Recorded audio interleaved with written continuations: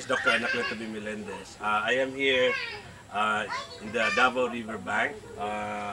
Ito yung aming pinopromote na lugar na siya ang maging future site of some sports activity like fishing, camping, and maybe swimming. No? Ito yung historic Davao River river na nagsisimula pa way up north hanggang saan to? Hanggang Bukidnon, no? And then it will end up dun sa Bukana. So somehow, this is a place na magiging tourist attraction. We will turn this into a parang pantalan, no? Kung saan magkakaroon ng fishing as a hobby. So dito lang, no? You can just bring your own fishing rods.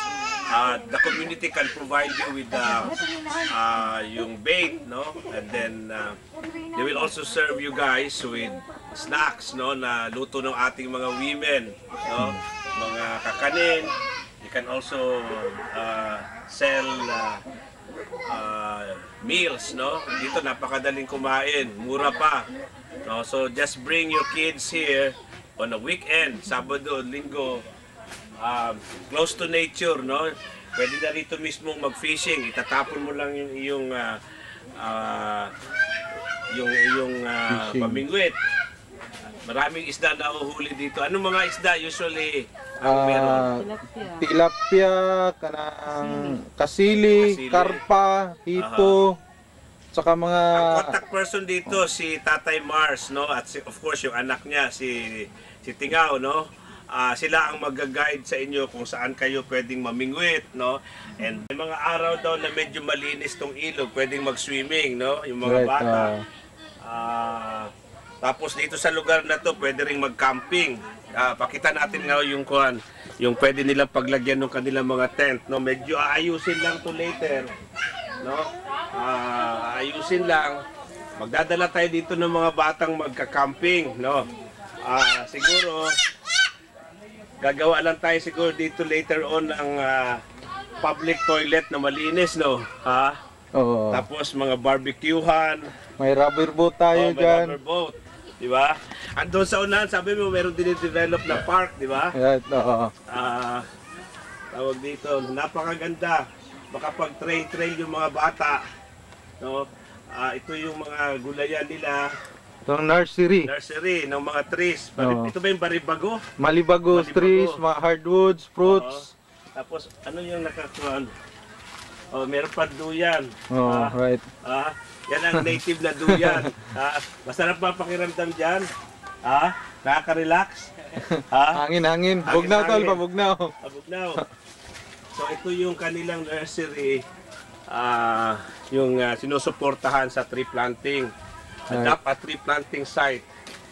At ito yung mga nursery sa herbal. Ito yung nursery sa herbal. Ito. Tawag dito.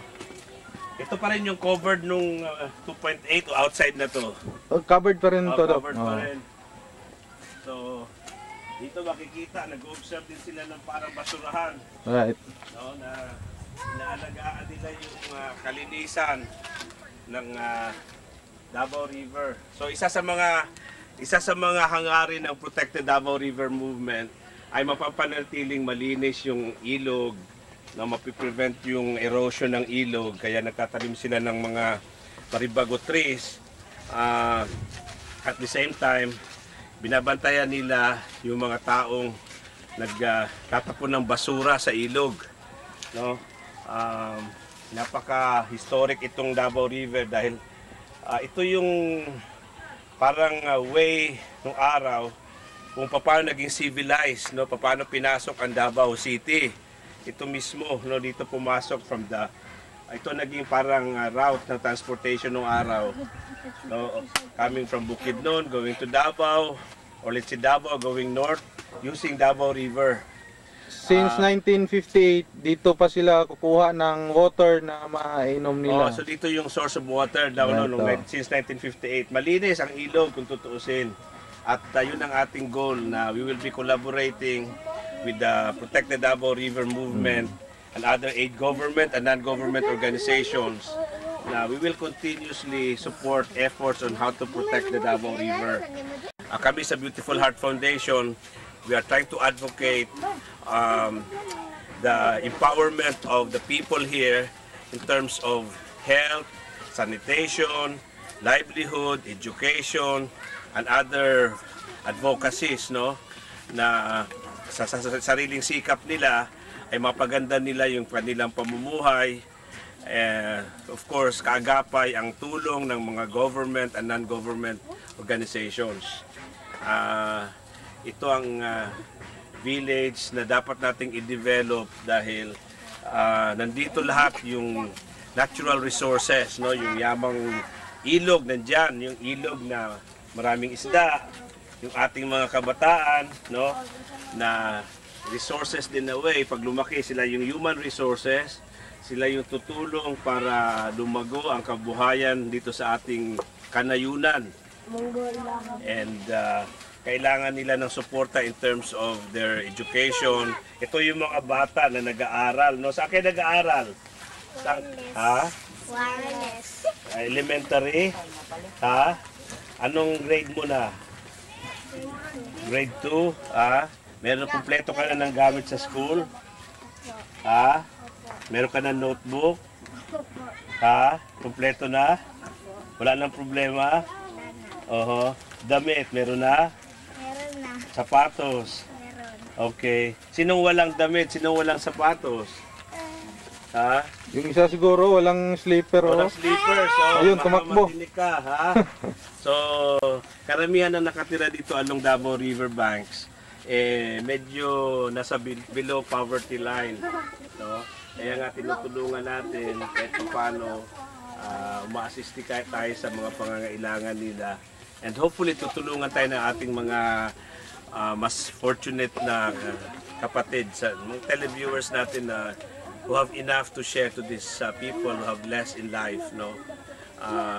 Hindi namin kayang gawin lahat itong efforts na to. We need the support of those people with beautiful hearts, no. Pinapalago natin yung trust ng Beautiful Heart Foundation, and isa sa aming nakitang napakalaking area na kailangan tulungan itong lugar ng Protect the Davao River Movement, no. Sila yung walang maliwanag na tirahan. Sa ngayon, tinatawag pa natin silang squatters, and hopefully sa ating mga meetings and fora na ginagawa over the last 1 year, no, papaabot natin sa mga kinauukulan na we need to support these people here. Bigyan natin sila ng karapatan na mamuhay ng disente sa kanilang sariling pagmamay-ari ng lupa, no. Alam natin na ang housing, no, housing is one of the basic needs na dapat bigyan ng tuon ng ating pamahalaan. Kami sa Beautiful Heart Foundation ay nakikiisa sa mga tao dito at humihingi ng appeal doon sa mga concerned agencies of the government na pabilisan yung effort na magkaroon sila ng karapatan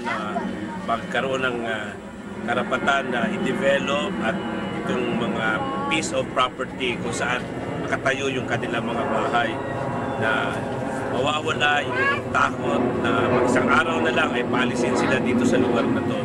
Bigyan natin sila ng stability, ng peace of mind, na ito ang magiging bahay at lupa kung saan sila magtatatag ng isang matibay at masaganang pamumuhay.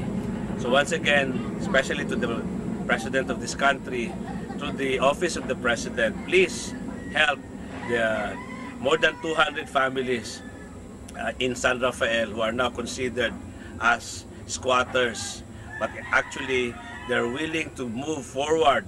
They're willing to take out that politically incorrect name of being called squatters, no. They are trying their best to uplift their lives.